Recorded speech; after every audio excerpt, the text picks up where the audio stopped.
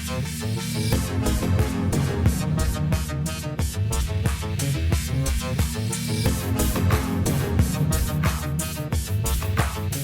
Sciforror Film Podcast.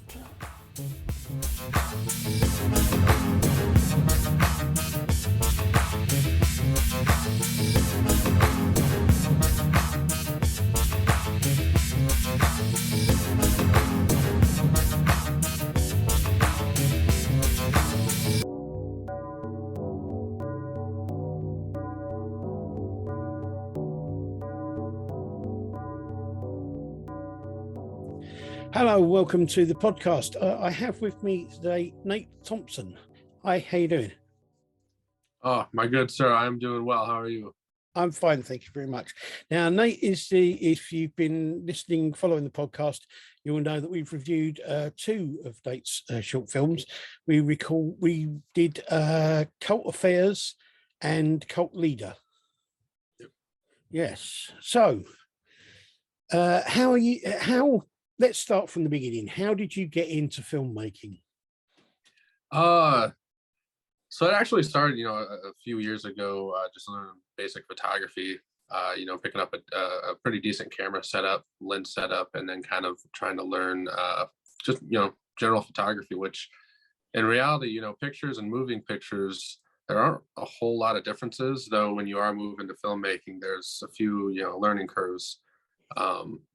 But it really started off as photography, and it was just getting that, like, the eye down and making sure, the framing was correct. And then, the color comes later, and the different, like, gradings you can throw on things, that comes at a later time. But yeah, it really was photography, and moved to filmmaking from there. So, I mean, how long have you been doing filmmaking now?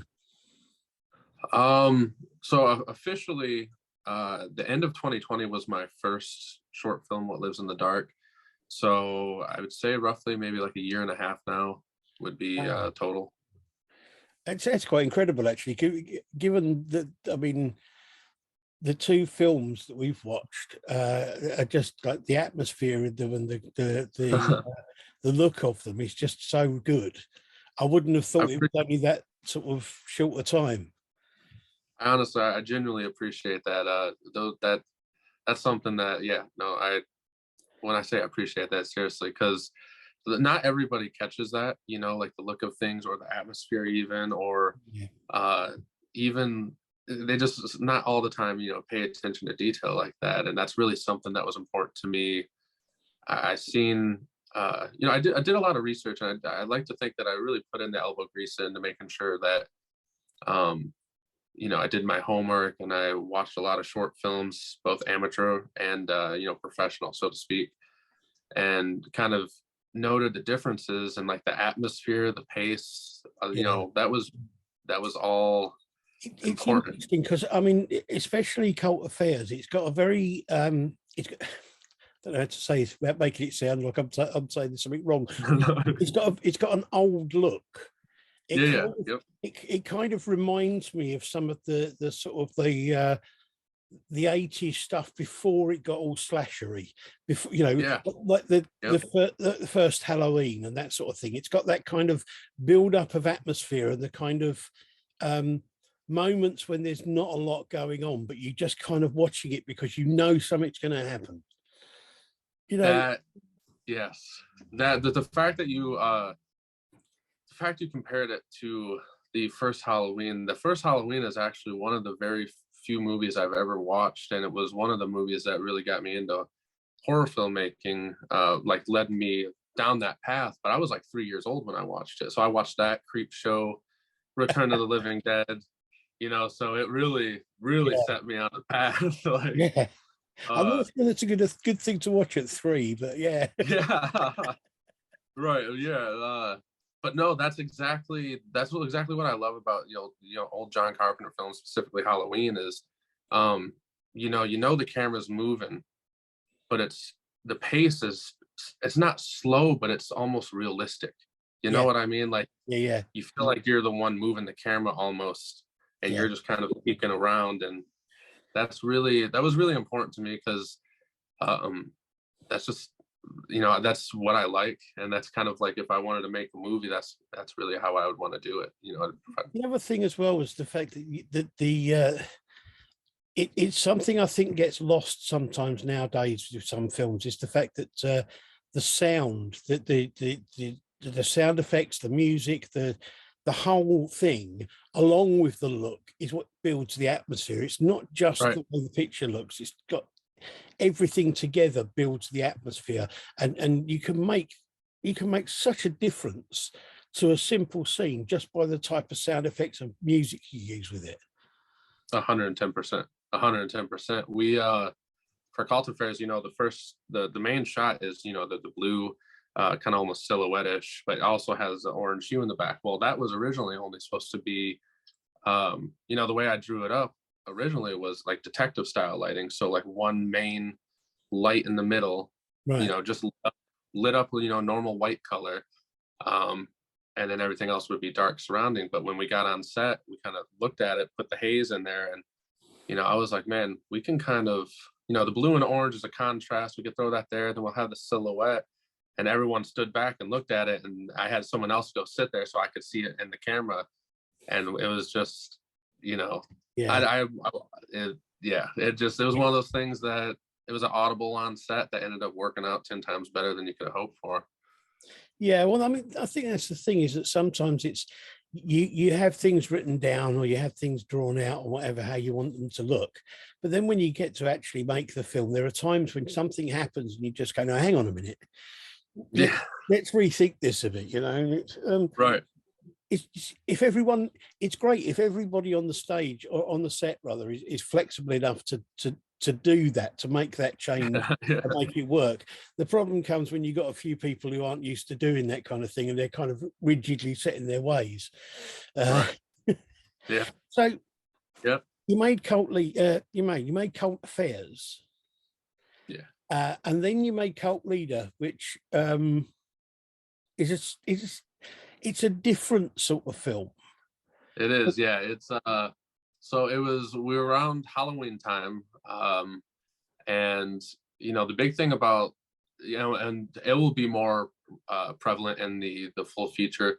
The big thing about the cult leader is he's kind of got a split personality, right? He's got the normal creepy, you know, unmasked self, which he's kind of like a normal calm guy, but then he gets like kind of anger to a sense, and I mean, whether mentally or so, has to put on the mask, and that's when he's the slasher type. So I felt like Cult Affairs really portrayed the kind of mentalness behind it, like the actual games he would play mentally with people, and the kind of creepiness overall. But I almost wanted, you know, 50% because I wanted to show people the other side of him, but also 50% just because, hell, it was Halloween. I got all the equipment to make a short film. Well, you know, I got the mask and the baseball bat. You know, we could throw together some sort of, you know, script and just make it cool just to release it. And that's what we ended up doing. It was really that, you know, a little bit more of seeing how, you know, build our crew up a little bit more, add a little bit more people to the cast. And you know, it's our first time messing around with good old indie special effects, so it was just a good time. I mean, it was something we were saying. It does look like it almost comes across as being like the pre-credit scene to a slasher. Yeah. You know, it's kind of where Yep. everyone's saying, "Oh, have you heard the story about?" And right. and then you go into the title scene, and it goes, you know what I mean? It's quite good. It's good like that because it sets the scene really well. Thank you. You just said about it just now. So you're going to make a full feature. Is that going to incorporate in both things, or? Yeah. So, you know, the cult leader character, he's going to be there just like usual. Both sides of him, the slasher, good old classic 80s slasher style, right? Okay, that got that piece that everybody wants, but there's also really the part that I really like, which is you know, you turn the corner and it's just a silhouette speaking creepy things to you at a monotone, kind of low pitched, you know, you're not really sure what it is type of guy.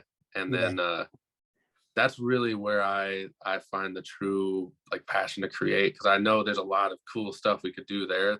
The slasher stuff, you know, that's just really like that's just like an homage to, you know, good old horror movies, but it's really going to be more or less like a mental game, so to Yeah, speak. yeah.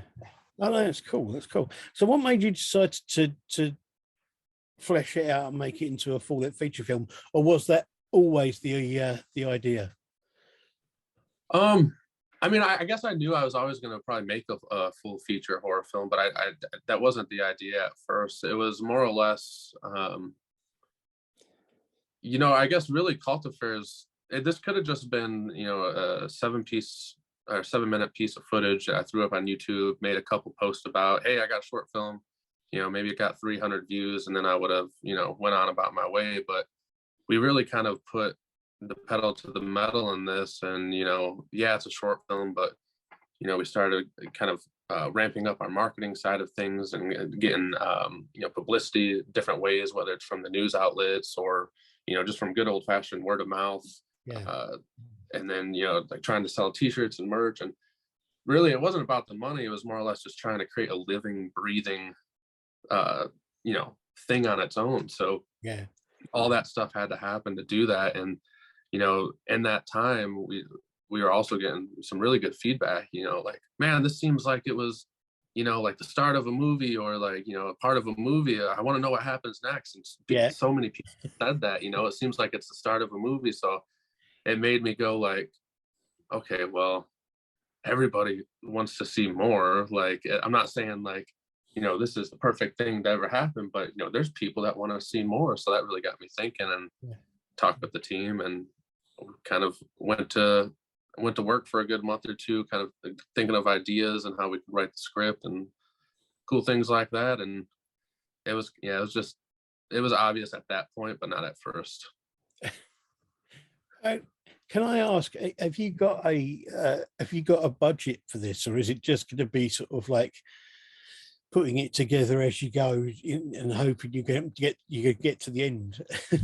Yeah, yeah. So I haven't like set a number specifically how much I want to make this film for. There's nobody that's reached out to me and gone, here, I need you to, like, here's $1 million, here's $100,000, you know, et cetera, make this movie. That hasn't happened. So, but that doesn't mean I'm not gonna keep putting out films, you know what I mean? I'm not gonna wait for funding to start production on something. So really, in hindsight, it's all self-funded. I hope it doesn't end up costing a lot, but I'm not gonna stop making it just because we gotta pay some money here and there. And you know, it's I want to make sure all my guys are taken care of. You know, I want to make sure that everyone that's doing any work for it is taken care of, and I want to make sure, obviously, uh, that we have the correct resources to be able to put out like a good marketing campaign. And I think we can do that self-funded, Yeah, especially with like the marketing ways we have now, because we're selling shirts, selling tickets to short film premieres. Uh, you know, I I think we can do it. I just don't know the number, so hopefully not too much, right? But so I mean, you've had the films in like film festivals, haven't you? yep, And I did. Cult Affairs ran the circuit last year, and we did. We think we did 4 total, which was pretty fun.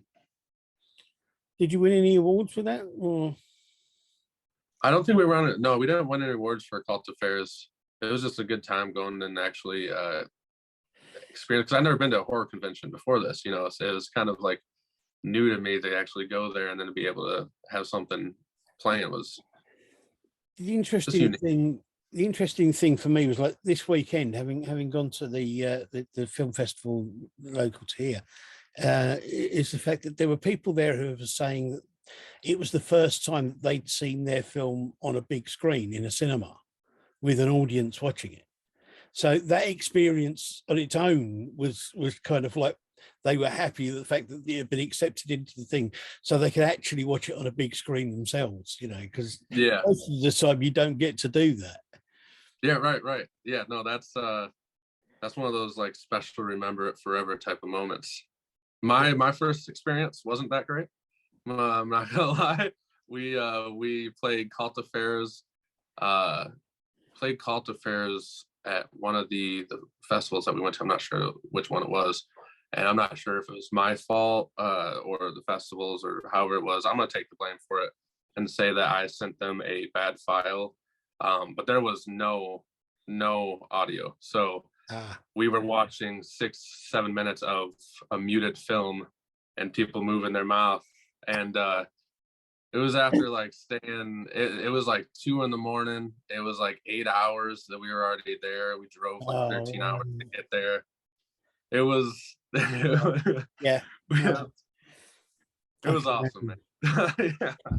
So I mean, did you put Cult Leader into any festivals, or have you? No, I didn't. No, I didn't put that in any festivals. That was more or less just kind of like just a little fun thing on the side. Wasn't gonna really push it too hard.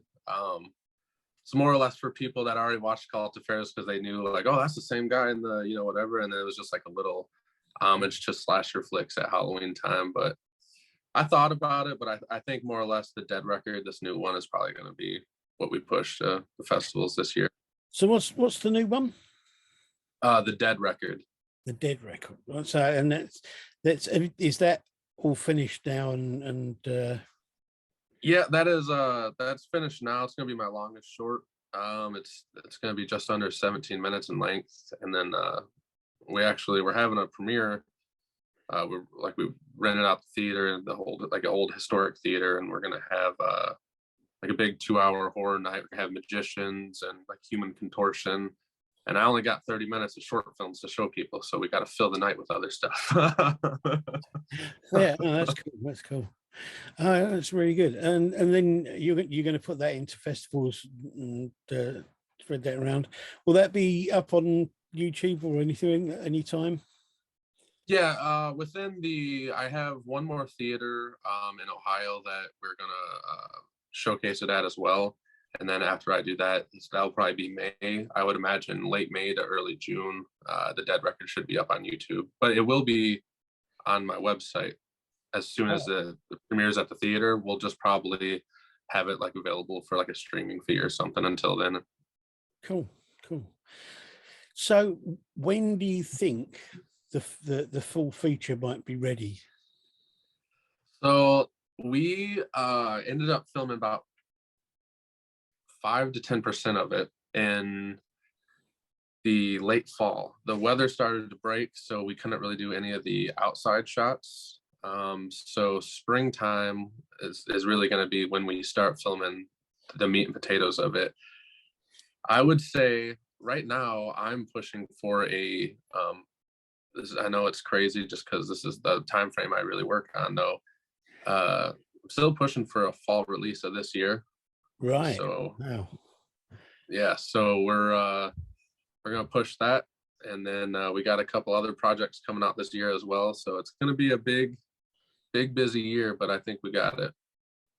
Cool. No, I look forward to seeing everything. I mean, we enjoyed everything we've seen, and it's really good to see people coming up with something slightly different. Appreciate that. Yeah. I mean, I'm not, I don't put anyone down on this show because of the fact that there's a lot of work goes into these films, and it's personal taste as well. At the end of the day, there are some films I've seen that I haven't particularly liked, but then that's because I don't particularly like the type of film they are, not necessarily because there's anything wrong with the film. Right.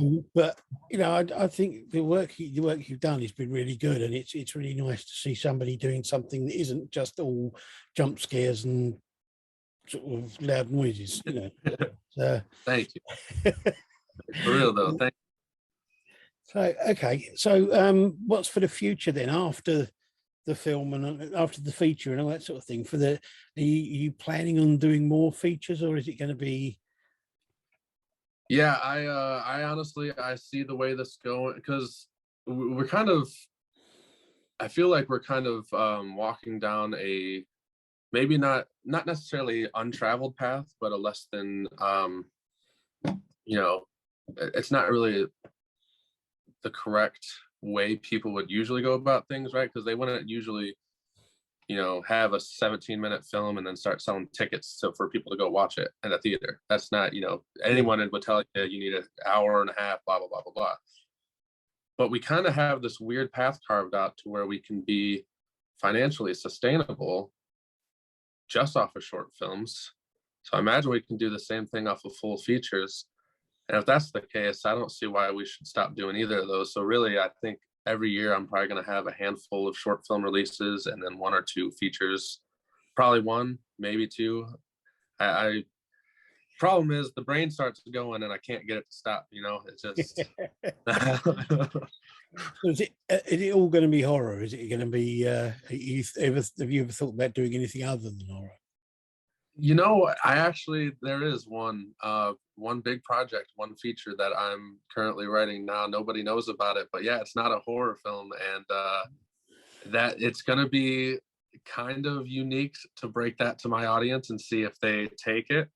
Yeah, because a lot of them are diehard horror guys, so it's not like a rom-com or anything. It's still like a thrashy punk comedy stuff, but it's it's just one of those like, ooh, I don't know if we'll see.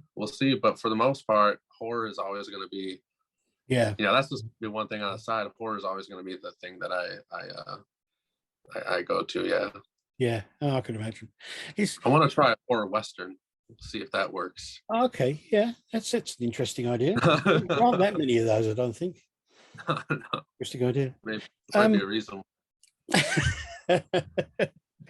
I was going to ask, with the effects that you use, do you do them yourself? Do you have an effects crew or anything, or people who work specifically on the effects?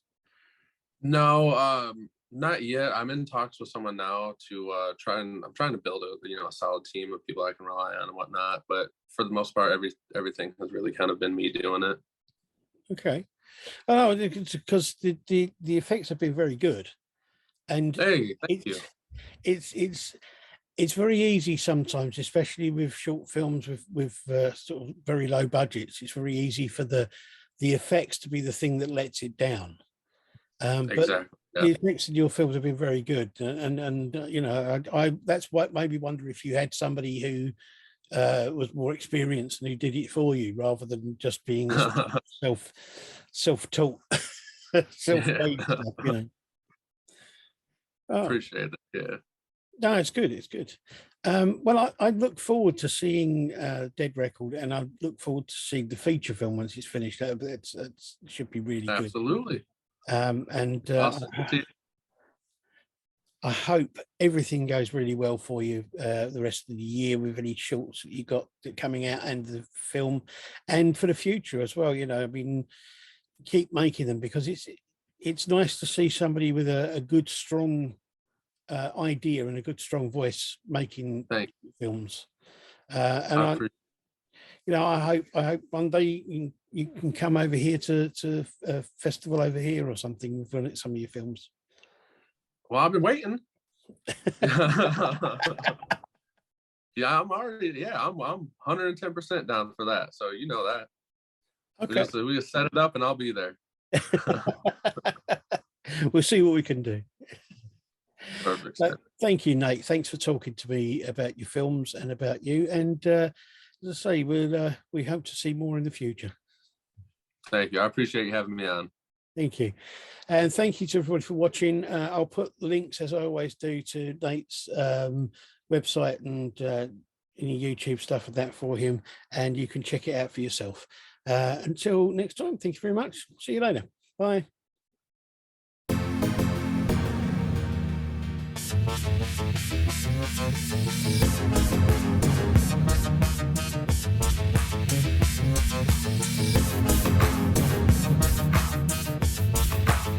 The Sciforror Film Podcast.